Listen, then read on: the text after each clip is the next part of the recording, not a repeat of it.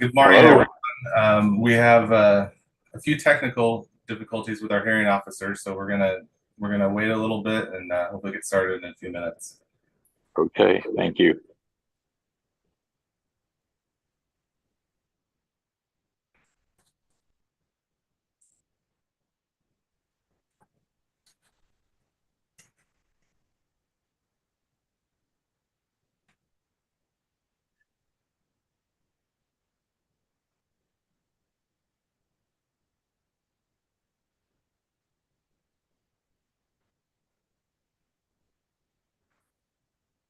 And sorry for the delay here.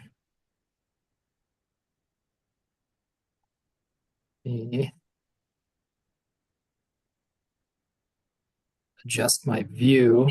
Okay, apologies. I had some technical difficulties, and it sounds like everyone can hear me on my Teams end. So let's get started. Ms. Mullen, do we have the? We haven't started the recording and live streaming. Let's do that. Looks like we have. All right, so good afternoon. I'm Hearing Officer Sam Bivens with the Administrative Hearings Office of the State Water Resources Control Board. This is a status conference on water right application 30166, filed by El Sur Ranch for a permit to appropriate water from the Big Sur River in Monterey County. The status conference is being conducted by Zoom web conference and is also being broadcast live on the AHO YouTube channel. Both the audio and the video are being recorded, and we'll post files of this recording along with the Zoom generated transcript to the AHO FTP site. And the YouTube recording will also be available on the AHO YouTube webpage. If at any time you're experiencing technical difficulties trying to communicate with us, please send an email to the AHO at admin@waterboards.ca.gov, and AHO staff will be monitoring the email inbox. With me today are several staff of the Administrative Hearings Office, and I believe we have, if my computer will cooperate with me, let's see, Kyle Wooldridge, Nicole Mullen, Sam Bullen, Brian are here today from the AHO. So let's move next to appearances, and I'll identify each of the entities that filed NOIs. And as I do, if you're representing that entity today, please unmute your microphone and state your name. And as we proceed, just keep your microphone muted except when you're speaking so we can minimize background noise. So starting with the applicant, El Sur Ranch and James J. Hill III. Mark Blum, present. Tom Berliner. Julianne Ainsley. Michael Harrington. All right, very good. And California Sport Fishing. And sorry, Patrick Donaldson, Montrose Environmental on behalf of the ranch. And I'm Tom Ingalls, also with Montrose. Very good. We've got the whole crew this morning.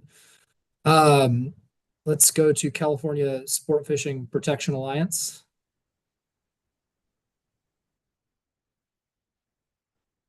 Do not see Schutz.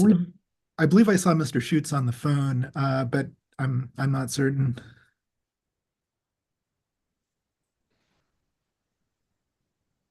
Mr. Schutz, are you 510-421-2405? And if you are on mute.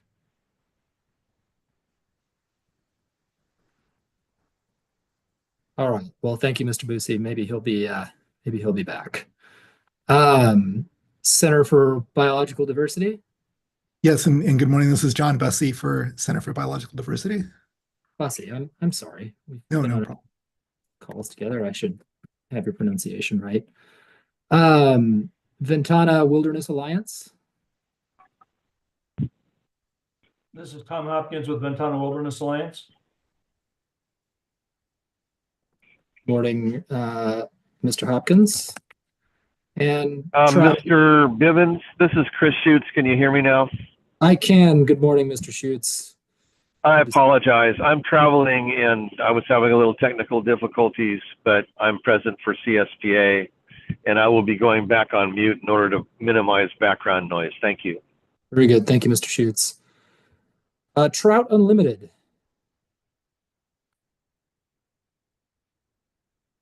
Anyone from Trout Unlimited? All right. Carmel River Steelhead Association.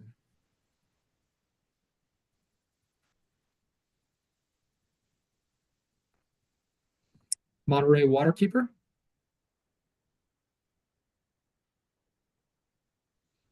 California Department of Fish and Wildlife. Good morning, Kathleen Miller for CDFW. Good morning, Ms. Miller. California Department of Parks and Recreation. Good morning, Emma Severson for California State Parks. Good morning, Ms. Severson. National Marine Fisheries Service. And from the California Coastal Commission. Braylon Ammon for the Coastal Commission. Morning, Mr. Ammon. And is there anyone else who intends to participate today who has not yet identified themselves?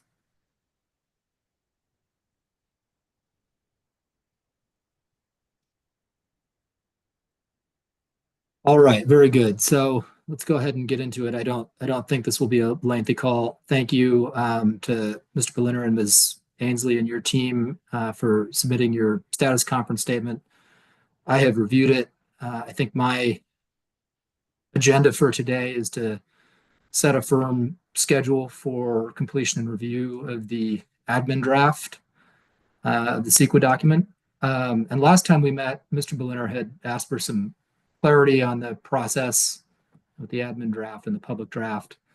And I just want to confirm that my intention is to have these parties review and provide comments on the admin draft first, submit those comments to the AHO and obviously copy the service list.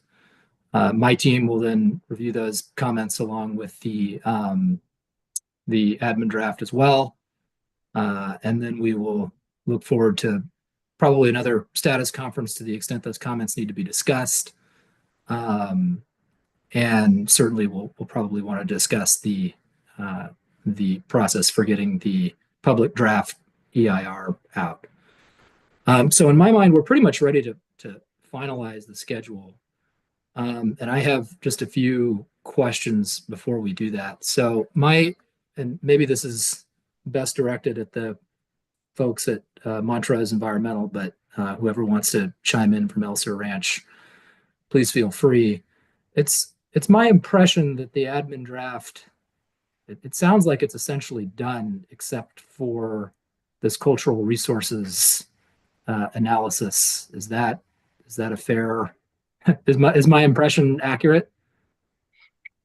I'll chime in first. This is Julianne Ainsley, and then I'll let Mr. Donaldson, or I don't know if I don't see Dr. Schwartz, but I'll let him or Mr. Engels pop in with a more detail. But right now, yes, there is a wrap up with the cultural resources, but we, as the applicant, are also responding to Mr. Donaldson. They had a number of questions about data and just in tying up the loose ends in a lot of different areas. And I believe that we have started providing, responses to sort of conclude different areas. So where they came back with questions on a particular part of engineering, we've responded with answers. And that's been sort of our focus for the last couple weeks. And now I'll let Mr. Donaldson or Mr. Engels provide much more substantive detail. Yeah, I think that covers it. It does. I wouldn't describe our current status as being done, pretty much done, with the exception of cultural resources, because we are kind of tying up some loose ends with some of the other sections. But we've made a lot of progress, and with this new schedule that has been proposed, we feel good about that.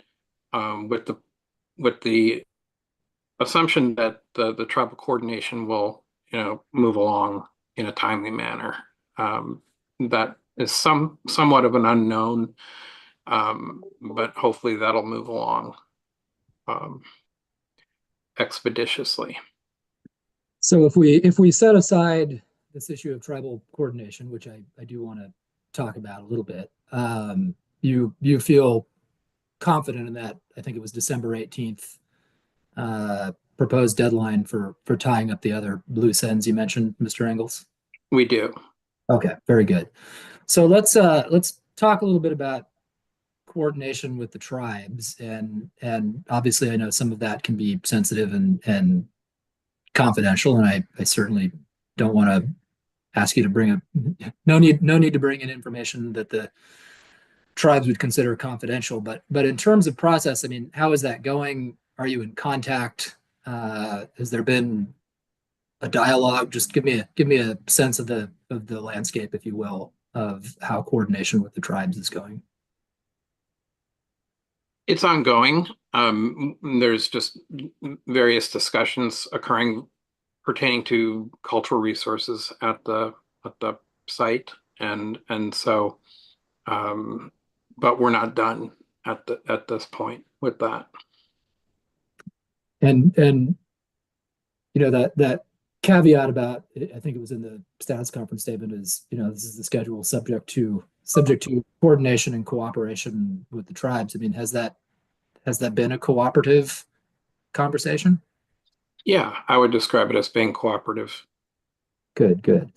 And is there anything that the state water board can do to help make sure that process moves smoothly? I mean, obviously we fulfilled our AB 52, you know, consultation notification obligations. I'm perfectly content to leave that to you and your team, but if there's anything I can, you know, our office can assist with, or the state water board can assist with in making sure that process goes smoothly, do let me know, Mr. Engels. I'd like to hear that and help you expedite that if we can. Will do. Thanks. We appreciate that. So, you know, my thinking here is, you know, this is an admin draft we're talking about, and we certainly want that coordination and cooperation with the tribes to continue. We want to make sure that information, the information that they provide, you know, is in the EIR and addressed appropriately. My sense is that, you know, having made contact and being about 2 months away from this proposed deadline, you know, if the tribes don't, if you aren't able to have enough discussion and coordination with the tribes to get that information dealt with in the admin draft, my personal sense is we should go ahead and get the admin draft out, and the information from the tribes can come in afterwards. But I personally would like to get moving on reviewing the admin draft with all of the information that we have. So my intent here is to issue a status conference order that sets that December 18th date as a hard deadline for providing an admin draft. Hopefully it has tribal cultural resources information that you guys are working on. But if not, we should go ahead and move forward, at least within this group, with reviewing the admin draft. So I'll pause there. Does anyone on the call have an issue with that approach? I'm seeing some head shakes from Mr. Bussey and others, so that is good to hear. I will say that the only thing that the schedule was missing, and the schedule generally looked reasonable to me, although I'll invite comments from the other part, the non-Elser Ranch parties. But we will need to build in some time for me and my team's review. I'm going to guess that's roughly on the order of 3 weeks for us. We will have the benefit, I hope, of the other parties' comments in assisting our review for that. So the status conference order that issues after we get done here will incorporate some sort of time for my team to review, subject to me actually having a discussion with my team about how long roughly that ought to be. So with all of that, I guess I will invite I'll invite comments from other parties with respect to the schedule. This is Julianne Ainsley. I do note that it appears that I made typos, which I'm sure everyone has just glossed over and understands that those dates in there should be after Christmas obviously should be 2025. So hopefully we can stop people from cutting and pasting my chart. I'm happy to send a revised chart if that will make it easier, but I see that I did that. I appreciate that. We will keep that. We will not be revving up the time machine for this. Yeah, No exactly. problem. But I'm happy to correct that if the HO needs me to send that in an email or something like that. Thank you, Ms. Ainsley. I think we can get those. No need to submit a revised statement. And I see Ms. Miller has her hand up. So Ms. Miller, you have the floor. Thank you. Yeah, just a minor request on the deadline for parties to comment. I wonder if we can just scoot that back 1 week, just knowing what our staff are dealing with at the end of the year and the holidays. I just want to give them maybe just a little bit more cushion time to review, but that's it. And that's I think that was a February 6th deadline, correct? Right. So the 13th or 14th would be perfectly fine. I think I don't see any issue with that. Anyone else want to comment on the schedule?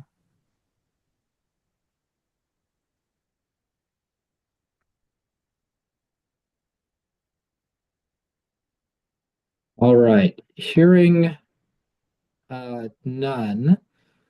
Does anyone else have any other issues that they would like to raise for the status conference?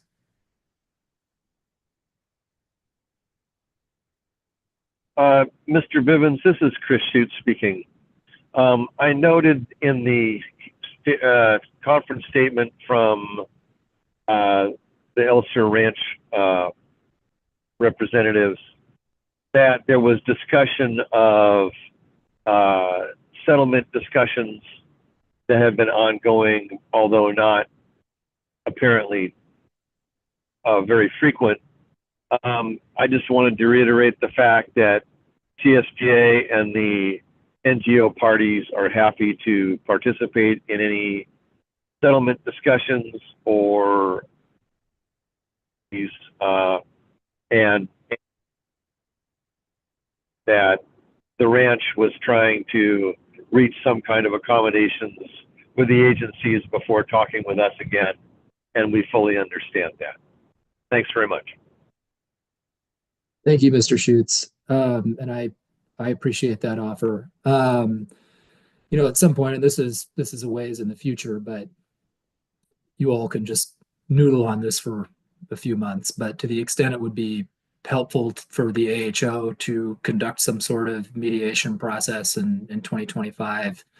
I mean, we need to get through this admin draft first, but I think that's something that the AHO could probably do, and would be happy to assist with. Logistics to all be figured out down the road, obviously, but to the extent that you think that might be helpful, maybe the next time we meet in 2025, we can have some more discussion around that. Anyone else have other issues they'd like to raise?